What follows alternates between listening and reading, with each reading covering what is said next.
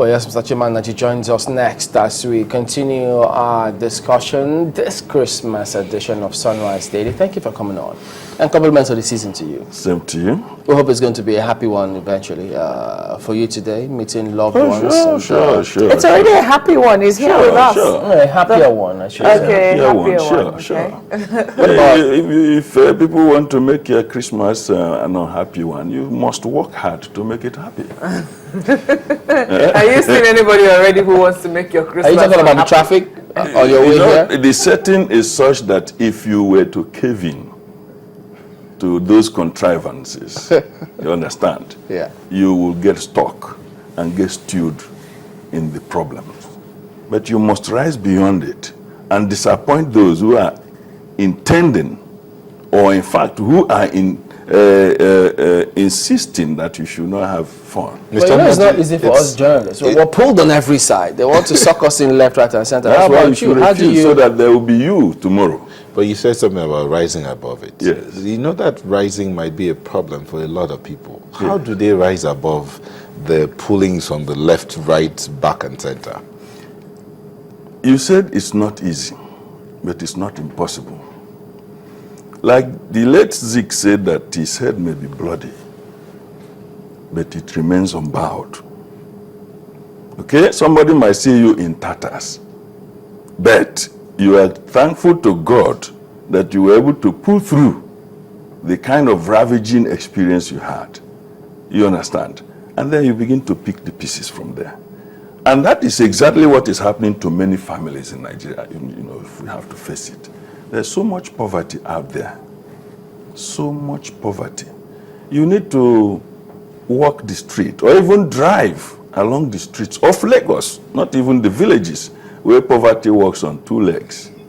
You know, poverty has taken the form of human nature and is walking on two legs in the villages. And people are dying in their numbers, not out of diseases or Ebola, but poverty. You know, but are we completely free of blame? By that, I mean the Nigerian masses, the people whom we say, you know, feel the effect of, you know, austerity the most. Are we also completely free of blame? You know, you go to the village sometimes and you see possibly a relative whom you know is finding things difficult, possibly doesn't have a job, then the person tells you, I'm getting married. Before you know what's happening, the person has 2 children, 3 children, 4 children. Are we completely free of blame ourselves? If you listen carefully to me, I have not attributed the blame to anybody. You understand? I said, if somebody wants you to suffer, you should work hard not to. So somebody is there. Work hard. Now, if the circumstance wants to impel you, so you're saying that you take responsibility for your situation. Take responsibility for your life. Leadership can help, but you don't have to be too other directed. Look inwards and see how you can come out of it. For example, if there is any problem here now, you don't have to start looking for John Momo. You have to first of all see what you can do to resolve the problem, and if it is life-threatening, to see how to get out alive.